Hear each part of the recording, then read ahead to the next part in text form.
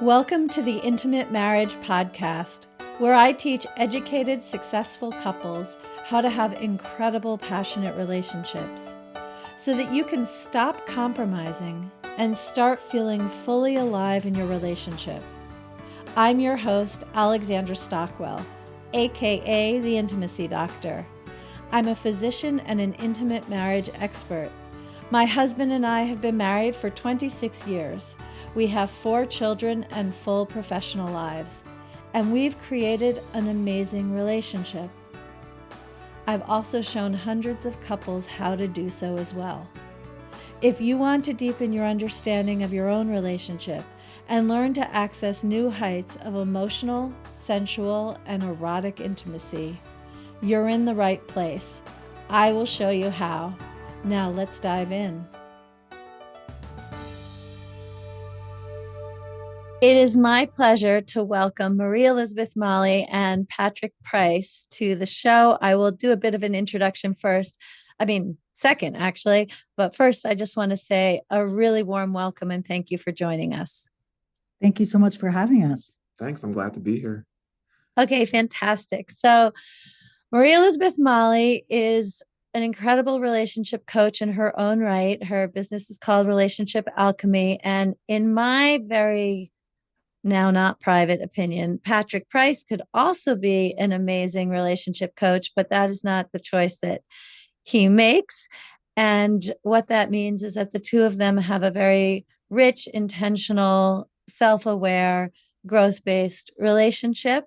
They already had a really great relationship when they came to me for some relationship coaching a number of years ago. And so you may hear that we have a way of speaking with one another that comes from the depth and the warmth and the trust and the history established through coaching together and a familiarity with one another. I expect that will arise. But the thing I want to say right off the bat is they have a beautiful, fun relationship. People enjoy getting to know the two of them together as well as each of them individually. And by all means, check out their picture, some of which you might be able to know and some of which you wouldn't. But the two of them have navigated 3 areas where a lot of assumptions are made, and they have navigated them with profound elegance coming from intentionality, open-mindedness, and open-heartedness.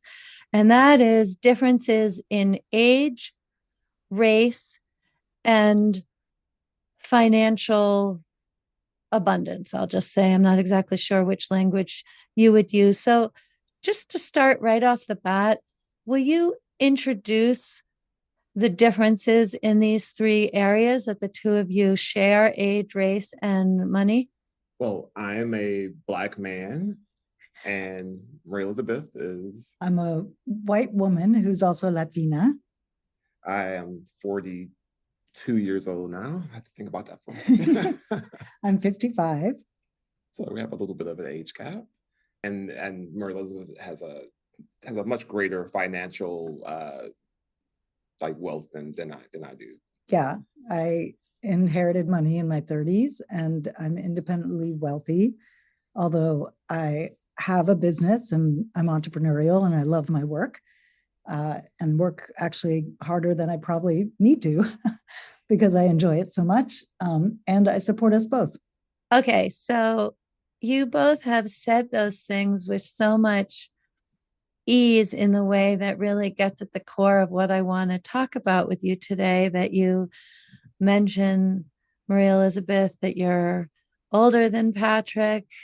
Obviously, the race difference that isn't quite seemingly hierarchical in the same way, at least for me. I don't have an assumption about that, but somehow we think the man should be older. That's probably falling away a little bit, but also that the man should be the provider. And the two of you have both of those in the opposite direction. I'm not aware of a particular meme about racial arrangements. Is there something equivalent to that I just don't know? I mean, there's a long history of discomfort, I think, with folks deciding to date outside their race in either direction. Yeah, it's not more common. It's not, I wouldn't say it's more common. I think it's been way more misused, between white men and women of color. Yes. It's been way more forced rape kind of history. Involuntary, yes. Yeah, it hasn't been chosen, yes. per se. But I think in the other direction, I mean, you can approach it. And again, here I am, the white person taking the lead here. But from my perspective, there's been perhaps some fetishization. I can never say that word very well. Yeah, okay, fetishes. People have fetishized people of other races. And so that can play in to the connection if you're not careful, or sometimes that's just where someone's coming from. But with us, because we met in such a unique way and fell in love in such a unique way, it didn't feel like it came from that for either of us. What do you think? Yeah, like I don't, I guess when I look at my own dating history, I don't have like I've dated women of various races, and I haven't really, I don't know, I don't really like seek out a certain race when I'm dating. It's just like, it's like who feels good to me. Like, same. And so yeah. It's just it's a thing that exists in our world, especially when we're in the United States. And but it doesn't affect our internal life so much. It more affects us like when we're on the outside. Like there's things we have to look out for, but not a ton right now. I mean, not a ton. It's not an everyday thing that we have to think about, I don't think. Okay, but when you fell in love and began your beautiful and remarkable journey together, were there conversations you needed to have, or one or the other of you become more attuned in the context of being different races? Or was that something that really was more matter of fact?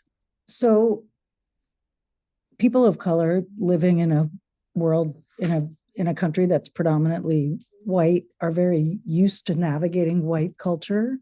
So my experience of Patrick is that he's very able and skilled at navigating a white kind of world. And for me personally, I grew up in New York City. I danced jazz dance in high school. I've been around people of color my whole life. So, and very, I think it's a function of being mixed, even though I'm not mixed racially, I'm mixed ethnically. And a function of being mixed is having a certain way that I see the world and approach any interaction that I come into. I'm always observing what the dynamics are, how to plug myself in, how to navigate a situation, and which is not usual for most white women. It's more common in people who are mixed, and it's more common in folks of color. And so there was a certain familiarity I already had with Black folks. And that, so for me, it didn't feel like such a big leap for us to be together, and for me to understand certain aspects. And when there's things I don't know, I just ask, I get curious. I don't feel shame that I don't know it. We grew up super differently. So that's how it's been for me. What about you? Yeah, for me, my life, I grew up in Detroit, which is a very, very Black city. If you look at, it's like one of the Blackest cities in America. And my high school, I think we had maybe 3 or 4 white kids in our class, and I went to a predominantly Black university. And I think what that did for me is it made me very solid in who I am. Like, there's some people who feel less than because of all the racial history that we have in the United States. There's like some people who don't feel solid in who they are because of their race. And I didn't really grow up with any of that. I had like a very solid family life. The schools I went to made me feel very confident. And then when I left university, I was in a lot of very white spaces. I was in the U.S. Navy. I worked for Michelin. There's just a lot of places and I worked for an aerospace company that was very white and very male. And it's just like I've navigated these different spaces, and when I landed there, I still felt very solid in who I was. And I think that helped me to just move very easily. And then some of it just like being a person of color, there's some code switching that I've kind of inherently learned. Like when you're part of like the non-dominant culture, knowing that dominant culture's speech and ways makes it easier for you in the world. So I think that's a thing I had in my tool belt. Okay, well, let's actually go in there. Although before I do, just because I happen to know this, Maria Elizabeth, when you talk about being ethnically mixed, I've always just been so fascinated by your particular mix with a Swedish mother born in Sweden and a Venezuelan father. Was he born in Venezuela? He was born in the US, but he studied in Venezuela during the war. And we went there every year when I was growing up. So my first language was Spanish, my second language was English, and Swedish. And then my third language was English, which I learned once I went to preschool when I was 3. So I grew up code switching. Like I've always code switched since I learned how to talk. So the idea of, being with someone who also code switches and who also lives in that way with respect to the dominant culture, even though I'm racially, I read white, I have that code switching kind of experience. Right. And just the buttoned up carefulness and the cold climate of Sweden and the colorful, more equatorial kind of emotionally flavored culture of Venezuela. I don't mean to, like stereotype, but those two are just so different. Yes. And I think that really enhances the point you're making. But going back to what you just said, Patrick, about being really comfortable code switching as a result of both being really comfortable and grounded in who you are, having grown up in Black communities, and then being able to be quite successful in white male dominant contexts. It evokes the question for me, in your intimate relationship, in your love, do you want to be code switching? Do you want not to be code switching? Like the fact that you have this capacity professionally does not to me mean that that's how you want to be in your own bedroom. Yeah, I mean, speaking from my side, I don't think I really code switch in the house. It's like, there's a certain level of comfort. I mean, I think to a certain level, like code switching is kind of like putting on your business suit and your tie. It's like getting ready to interact with a certain place, but at home, there's no place right. For that Straightening your hair. If I had to do that at home, I don't think we would be together. That's right. Okay, I think that's so important, and I appreciate that. So, at this point, you've been together for a while. You've built a really beautiful life with multiple homes and communities and many shared interests as well as individual interests. Is this even a thing for you anymore? Like, are there ways in which interacting with other people, your differences in race are still relevant? There's a vigilance that arises for me when we come back to the United States. We're primarily based in Mexico right now, and it's less present here where we happen to be. I know for me, when we get back to the States, I find myself watching people's faces more carefully to see if they clock us in a certain way or have a reaction, or if if there's going to be an issue. I find myself more vigilant. That would be the main thing that I notice when we're moving in the world. I mean, we've been primarily home for the last couple of years, right? So right. We had this beautiful bubble of not sort of having to deal with much of what happens in the world for couples like us. So now that we're moving around more again, I do find an increase in vigilance on my side. I can't speak for you. Yeah, for me, it's very like place dependent. I remember when we drove cross country, and I was like mapping out how to like where we would stop, I was very mindful about like kind of like what are the racial makeups of different places, and like I don't want to like land in a place where I'm a rarity so much. I mean, like I don't want I just don't know what people's like politics are or like what their beliefs are, and I like on an already somewhat long and stressful road trip, I didn't want that to be a factor. I wanted to like land in cities that I've heard of, and where it just felt safer to me to do that. And so, but yeah, on the day to day, it's not the thing I think about. For me, it's so automatic. It doesn't really happen consciously. Even like my scanner for like potential places of danger, it happens like so automatically. I don't even really know that I'm doing it in the moment, unless I'm like really paying attention, or media brings something up. I might think like, oh, okay, yeah.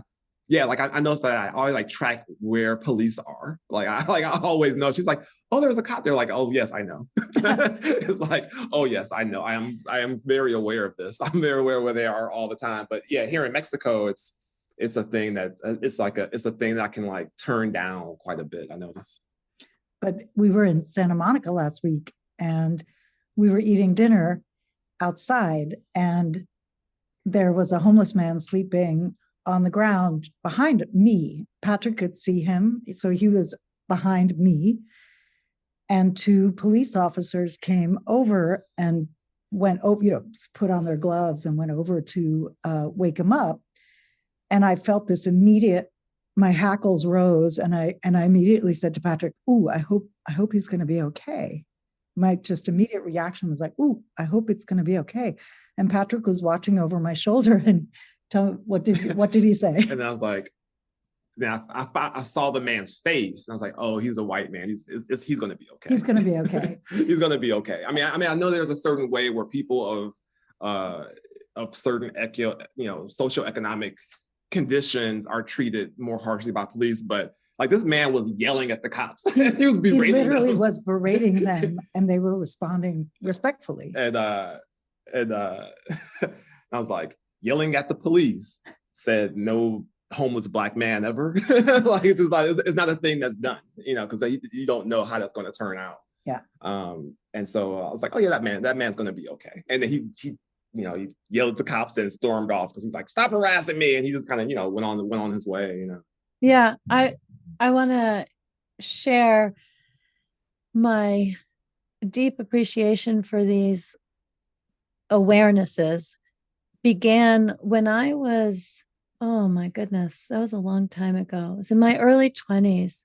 I dated a football playing, big, beautiful Black man. And the two of us walked through this area where there were a lot of people. And I was just enjoying being on the date. And I was with this wonderful man. It was early in our relationship, and we were just having a lovely time. And at some point, he looked at me. We had never discussed race one way or the other at that point. And he had this look on his face, like seeing what I was thinking. And I was confused by it. And it turned out that as we'd been walking, there'd been people saying salt and pepper shakers as we walked by, but I hadn't perceived it at all. And he had instantly perceived it and knew exactly who had said it. And that really was a wake-up call for me to, like, it was a lesson for me to understand how much I didn't understand. And so I think that this conversation for someone who knows is very basic, but for someone who doesn't know, it's actually very informative and profound. And I really honor the two of you because I think it's a real feat. It's a profound accomplishment, which says so much about each of you, that these tensions, these awarenesses are not infiltrating how you interact with one another. That it's something that you together face the world with and are differently oriented to, but it doesn't create disconnection between the two of you. And this is really the thing that I think is so remarkable. I have to say that for decades, I've understood that one of the most fundamental ways to heal and evolve the racial challenges we have is through interracial marriage, because then there's the possibility, it's definitely not guaranteed, of course, but there's the possibility for more compassion, mutual understanding, and awareness of assumptions, which is so essential to the transformation. So before my next question, do either of you want to respond to anything I just said? I don't want to just say that and move on. Well, I agree. I mean, I feel like we fear what we don't know. And so the more friends we have who are different from us, the more it benefits everyone to befriend and really get to know, not befriend so you can have your token Black friend, but actually befriend people from different cultures and different backgrounds. It benefits everyone for those friendships and honest conversations and the grappling with assumptions and things that as a white person maybe you don't even see. I mean, I've been schooled a long time, so I do see, but your average person maybe doesn't even see something that's happening.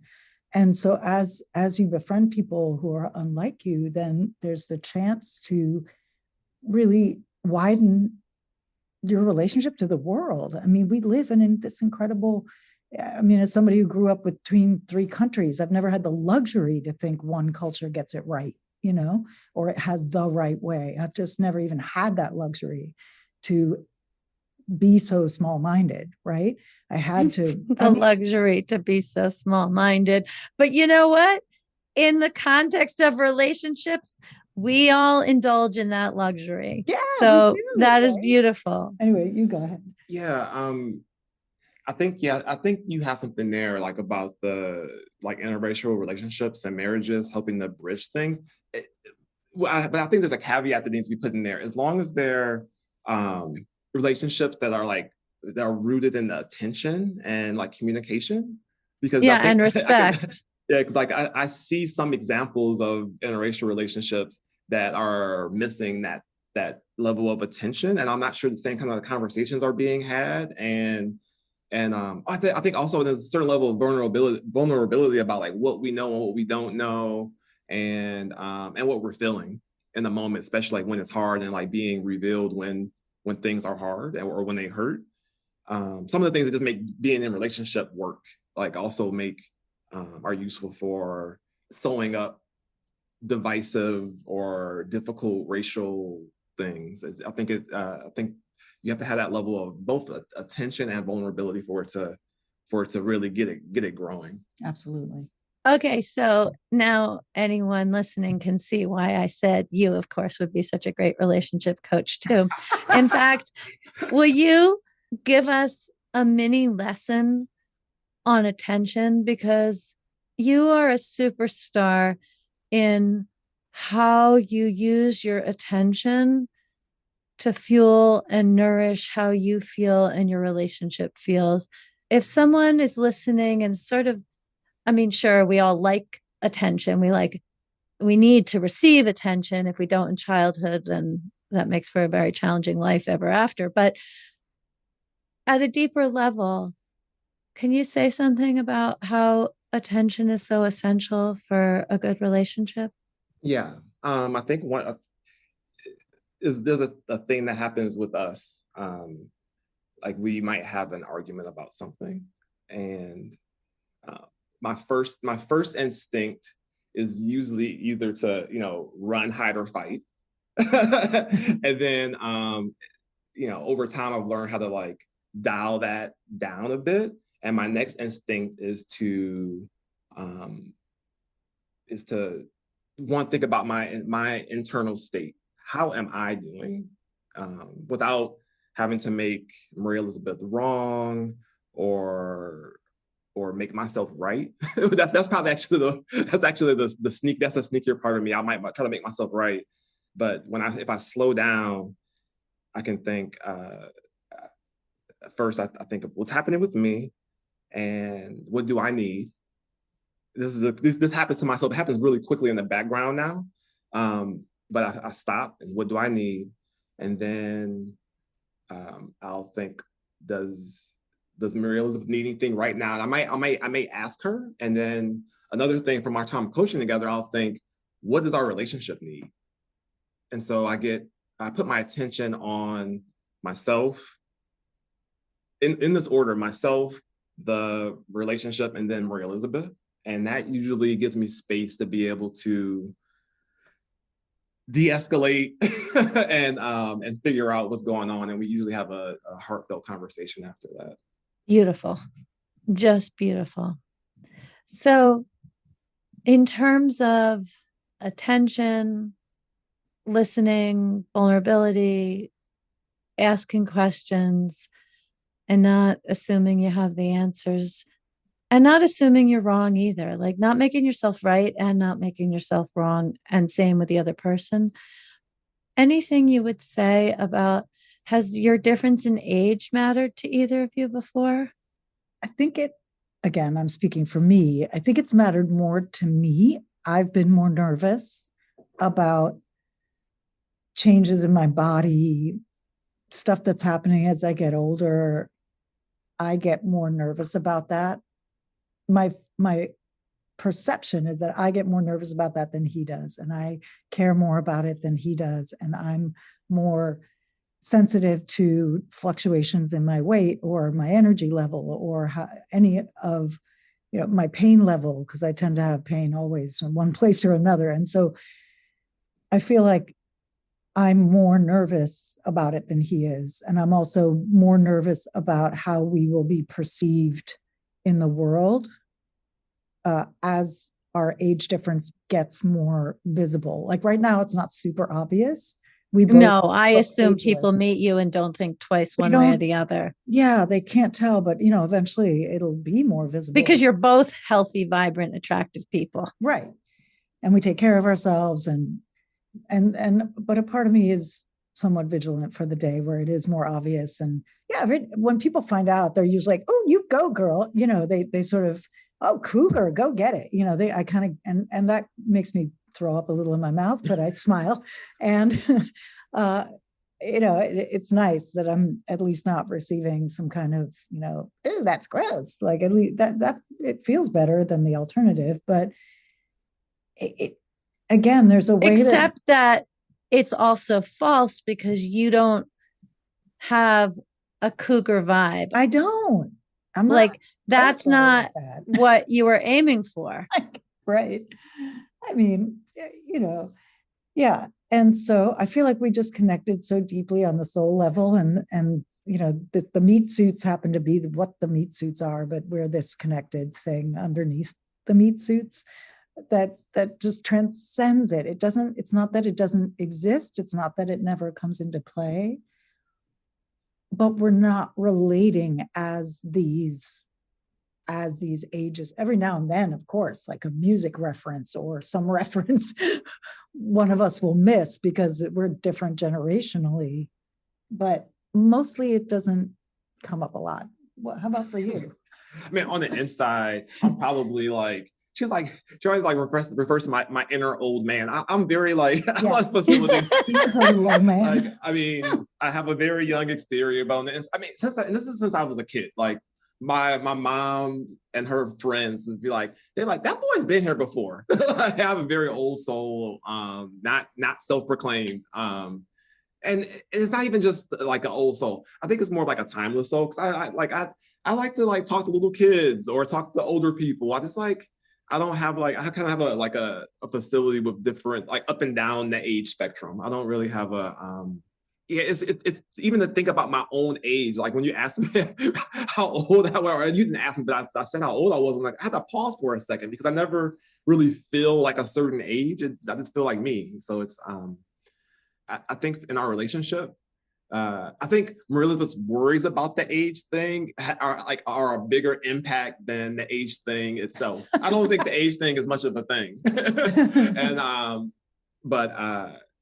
like I can see the anxiety over there about it, and sometimes I'm at a loss of like what to do in the moment, like what I can do to, is is there any help required first, and then is it like a thing that she just needs to work out for herself, or should I be helping? And then will my helping actually help? Like I have like these thoughts that go through my head, and on different days I do different things, just depending on like what feels resonant. Yeah, I feel like there's this unspoken essence that can be learned from speaking to the two of you. And I'm going to try to articulate it. But there's a way in which each of you have done so much personal growth individually and taken responsibility for your own experience to the extent that even when there are other voices in your head or worries about aging or whatever the case may be, what other people will think, whatever, that fundamentally you have your attention on the connection between the two of you. And something that I don't think I was really saying when I coached you, but it's a phrase that I say a lot now when I'm coaching couples or teaching. And that is to prioritize connection over content.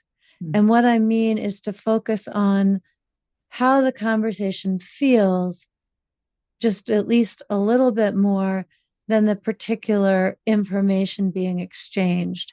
And I feel like this conversation reveals a general orientation that each of you have on connection over content, so that one might have expected a juicy, complicated conversation about how the two of you have navigated race. And instead, what has arisen, in addition to all kinds of wisdom and questions and inferred pain and compassion about what's going on in the world at large, in your relationship, it's the connection, which is what's mattered.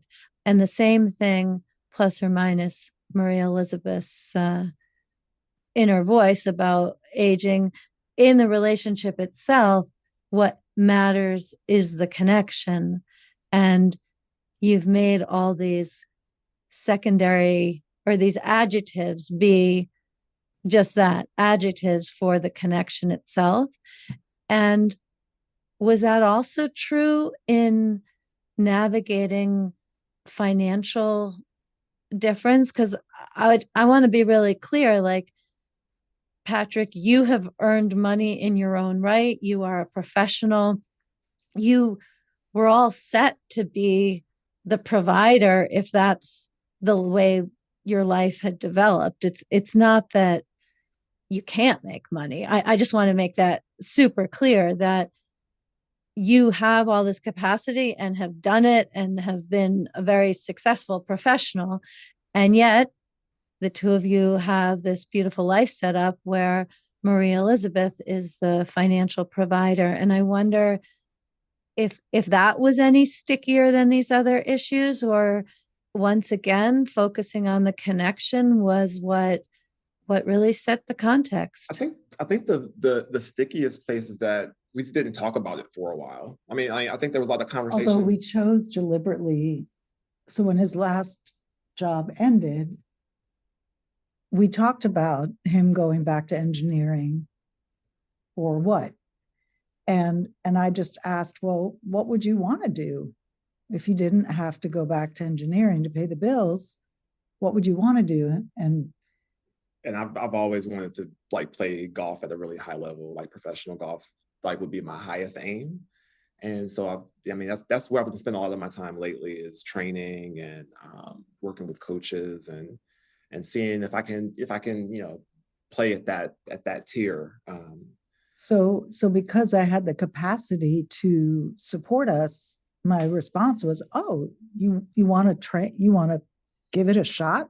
He's always had to work so hard. He's never been able to play golf full time. Yeah, 70-hour engineering weeks don't really. I mean, you can go play every like a few times a month, but it's right.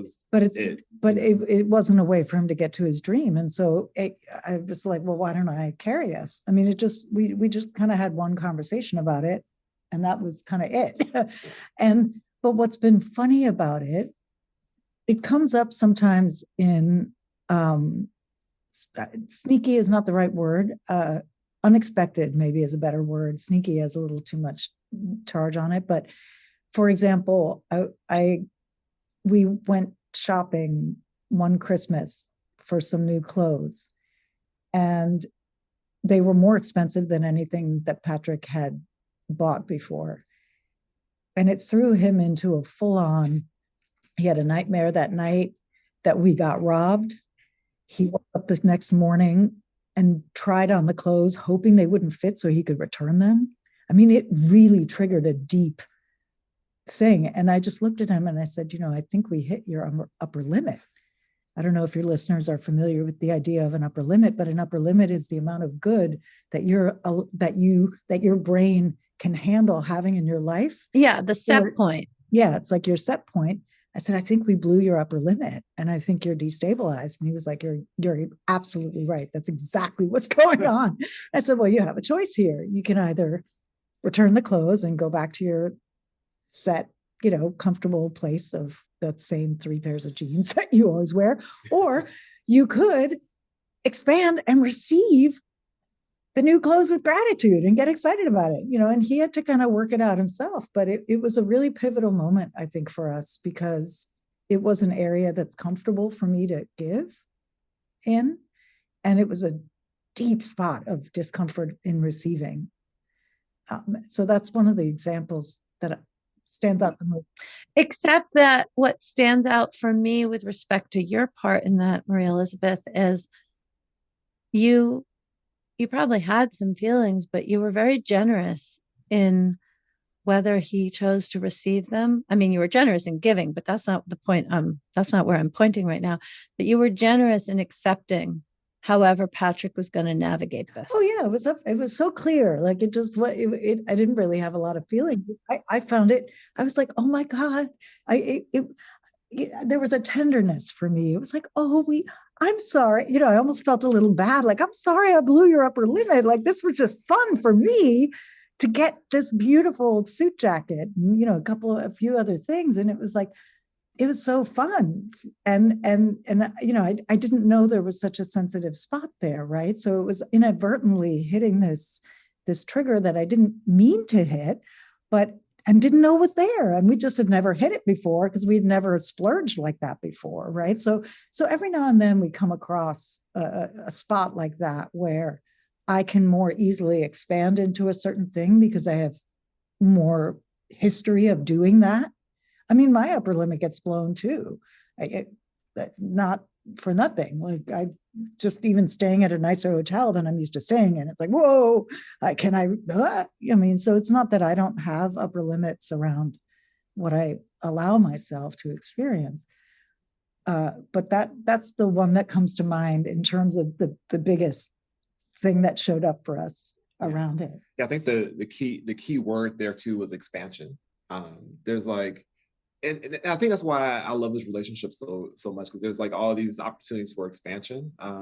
It might be money, or it might be love, or it might be just like ideas. I find myself having to pause and like see if I have room to stretch my being out a little bit to fit more in, and that's it's super rich. It's super rich in this relationship because of that.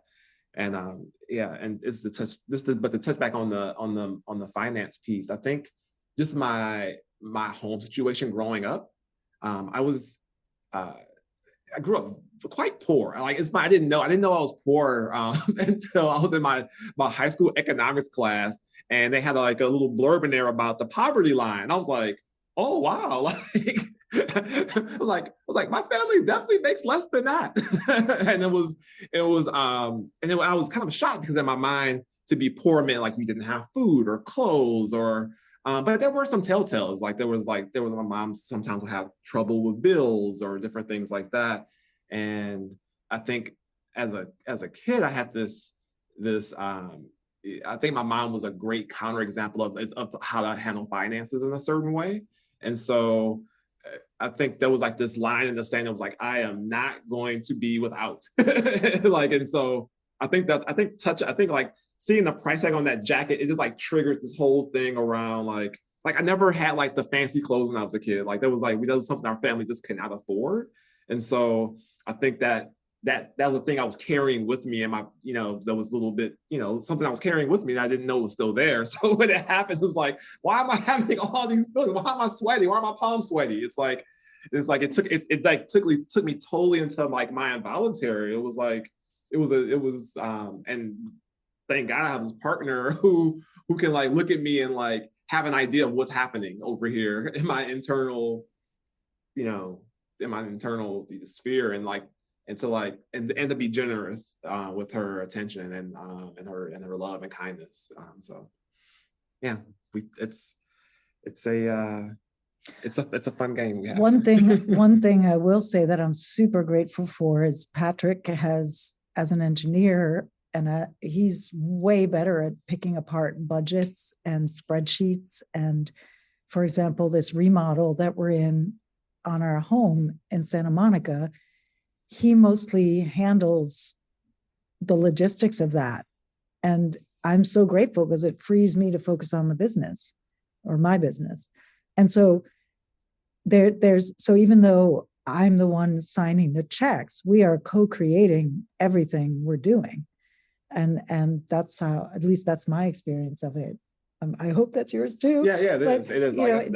Like I worked as a project manager, so I would manage like these multi-million dollar projects, and so I have like facility and like reading through the fine print and documents and making sure everything's balanced and like looking for telltale signs of things that are just not right. Very good at that. And as a creative, that's not my strength. Like I don't do that. I'm good at the big picture and the imagination and the inspiration. Let's move to Mexico. I'm like, okay. Luckily he was a yes to that. But it's so we have very complementary strengths that are different, that are not tied to the financial piece, if that makes sense. Yes, I do understand. And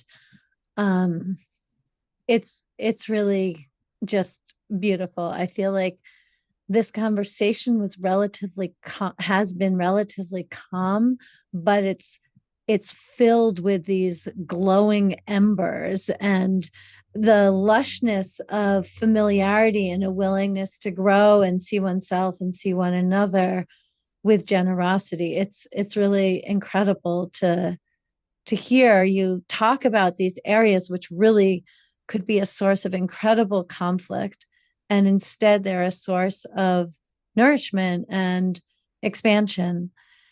And I'd love to hear, if somebody wants to follow up Maria Elizabeth, what's the best way to do that? Oh, thank you. Well, I would say to go to my website, which is relationshipalchemy.com. And there you'll find an assessment that takes 4 or 5 minutes to do. And it'll give you a really clear snapshot of how you're doing and how you're relating to yourself, how you're relating to your partner. If you're partnered, I have a separate assessment for single people. And so take the one that's more fitting for you. And it lets you know where you're doing well, like where you're on track in your relationships, including your relationship to self. And it also shows you where you could put your attention to grow, like where your attention perhaps needs to be focused to have your next expansion in how you relate. And and I'm available on Instagram, Facebook, LinkedIn at Relationship Alchemy, MEM. So Relationship Alchemy and then my initials on the socials. Great. And we'll have all of that in the show notes, of course. Any final word from you, Patrick? The other day I was on the golf course and I was golfing with this couple, and they said they thought it was amazing that it's like, she's like, you must have a really strong relationship. You made it through a global pandemic. And I was like, you have no idea the things we've made it through. that was a piece of cake. We made it through 2 major surgeries, the death of a parent, like a lot. It's like global pandemic. We got this. Like we're introverts anyway. We enjoyed it. I'm going to end it right there. That is magnificent. And a very special thank you for 2 introverts that you're willing to share your story with so many other people through being here on the Intimate Marriage Podcast. Thank you. So good. Thank you. So good to have this chat with you. Yeah, it's so great to talk with you. Thank you for joining me on this episode of the Intimate Marriage Podcast. If you're ready to deepen your relationship and create a truly intimate, delicious, and vibrant marriage, head over to alexandrastockwell.com and choose the program that's right for you.